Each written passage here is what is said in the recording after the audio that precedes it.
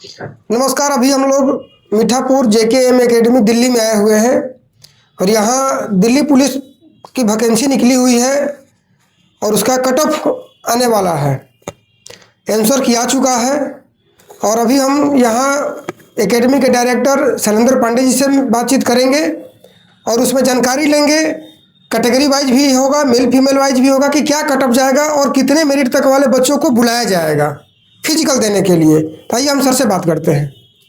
Sir नमस्कार। नमस्कार sir, हम लोग दिल्ली पुलिस जो कट ऑफ अभी आने वाला है, आंसर किया चुका है, तो कितना मेरिट आएगा और किस किस कैटेगरी वाले जो बच्चे होंगे, जो जनरल वाले OBC है, SC ST वाले हैं, मेल फीमेल वाइज है, तो कितने नंबर वालों को बुलाया जाएगा? कुछ आइडिया आप और इसमें थोड़ा डिटेल में बताइए जानकारी की। देखिए, इस पे तो सबने अपने अपने राय रखी है। आपने क्वेश्चन किया जो, इस पे हर कोचिंग संस्था ने, हर चैनल ने अपनी अपनी राय रखी है।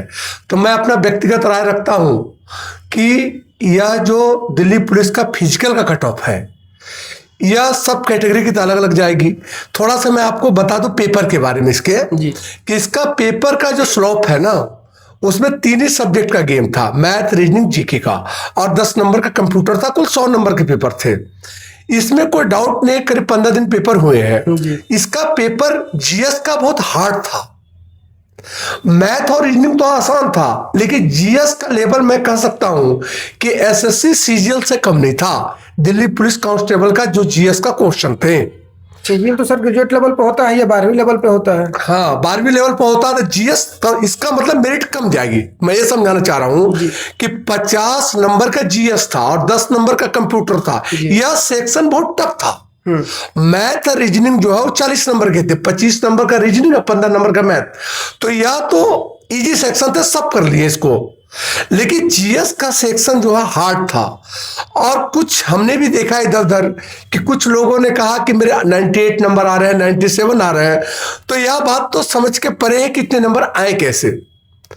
क्योंकि वास्तव में मैं ये कह सकता हूं कि कोई टॉप अगर GS का जो टीचर भी हो ना, अगर वो भी वो GS को पेपर को देना, तो भी पूरे के पूरे नहीं ला सकता है। इतना हाई था। तो कम से कम 30% पेपर तो बहुत हाई था। GS के 50 में 30% तो बहुत हाई था। तो 30% मतलब 15 नंबर तो हाई था ही था। तो इसका सीधा सा मतलब है पेपर के जो आप प्रश्न लेके आए हो कि इसका कट ऑफ पे प्रभाव पड़ेगा। अब बढ़िया प्रभाव पड़ेगा। तो जो यहां तक बात फंस रही है कि देखिए, फाइनल मेरिट तो कुछ और जाएगी। ये तो जनरल करीब 68 प्लस ही जाएगी, आप मान लो जनरल, लेकिन फाइनल मेरिट, अच्छा फाइनल मेरिट कट ऑफ। अभी तो सबसे बड़ी चीज है नॉर्मलाइजेशन भी होगा, क्योंकि हर दिन पेपर हुआ, हर दिन अलग अलग टाइप का पेपर हुआ है। लेवल भी ऊपर नीचे होता है, ऊपर नीचे, बढ़िया ऊपर नीचे हुआ है। किसी दिन काफी टफ हुआ, खैर इजी तो किसी दिन नहीं आया, मैं आपको बता दूं। किसी दिन काफी टफ हुआ तो किसी दिन थोड़ा सा सॉफ्ट कर दिया, थोड़ा सॉफ्ट किया। हार्ड तो है ही है, लेकिन थोड़ा सॉफ्ट कर दिया है। तो मेरा कहना यह है कि जो मेरा खुद का आकलन है, हमारे कोचिंग से भी 40-50 बच्चों ने एग्जाम दिया है जी।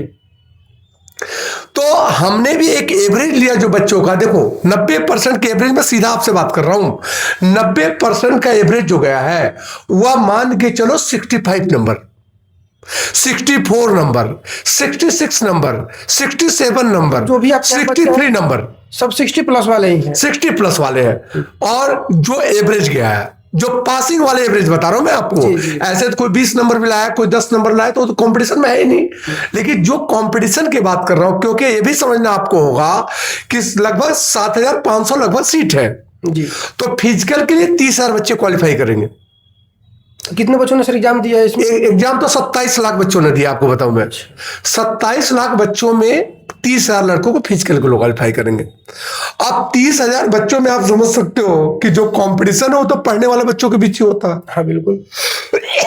तो इसका जो ओवरऑल सिस्टम मैं आपको समझाऊं कि हमारे जो बच्चे हैं वो, हम अपने व्यक्तिगत बात करूं और अदर आसपास के जो कहीं और यूट्यूब चैनल से पढ़ रहे थे उनसे बात की मैंने, कुछ अदर कोचिंगों से बच्चे से बात की, तो हमें तो एवरेज यही समझ में आया 65, 64, 66, 67, हमें तो ये लास्ट एवरेज समझ में आया। इसमें भी आपको बताऊं कि नेगेटिव 2-4 नंबर सबके जा रहे हैं। नेगेटिव 2-4 नंबर सबके जा रहे हैं।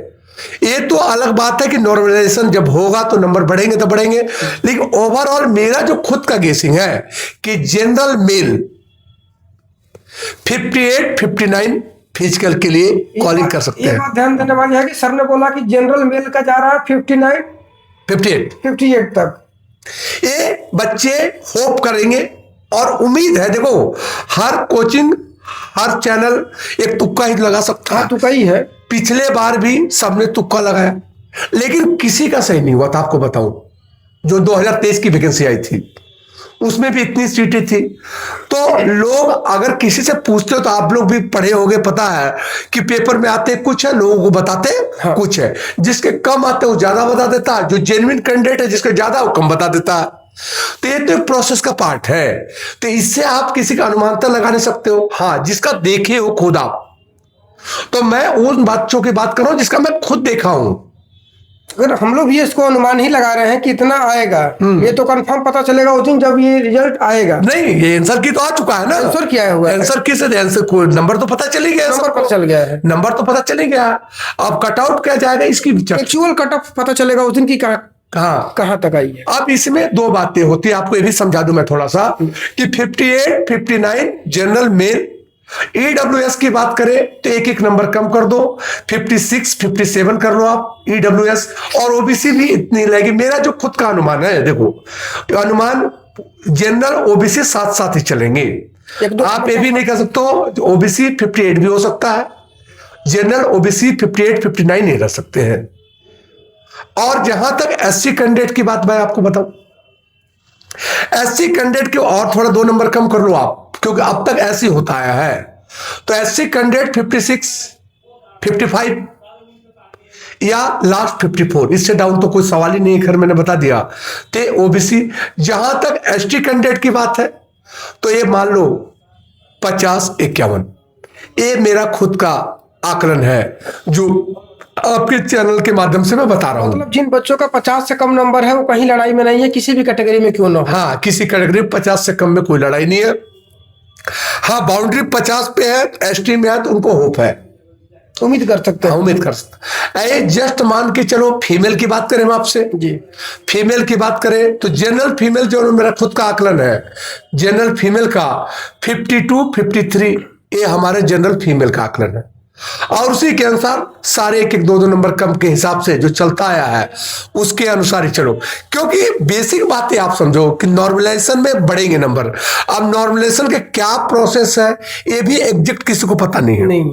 कोई कहता नेगेटिव कम करने से आ रहा कुछ कर, लेकिन जो लड़के आप समझ सकते हो 65 नंबर लाए हैं वो निश्चित तौर पे वो अच्छे बच्चे होंगे, क्योंकि पेपर के अनुसार 65-66 ठीक है। और पिछले बार इस बार की एक बात बता दूं आपको मैं, पिछले बार फिजिकल मात्र 13 दिन टाइम मिला था 2023 वाली वैकेंसी में। तो आप समझ सकते हो जब लड़कों का पेपर होता है, जब पेपर होता है तो लड़के क्या करते हैं, पढ़ाई पे ज्यादा ध्यान देते, फिजिकल कम कर देते हैं। और ये भी आपको बताओ दिल्ली पुलिस का फिजिकल एक हार्ड फिजिकल में एक आता है, ये आसान बिल्कुल नहीं है। आर्मी के बाद नंबर 2 का फिजिकल है इसका भी। 6 मिनट में 1600 दौड़ है। दौड़ तक तो ठीक है, इसमें हाई जंप भी है, लॉन्ग जंप भी है।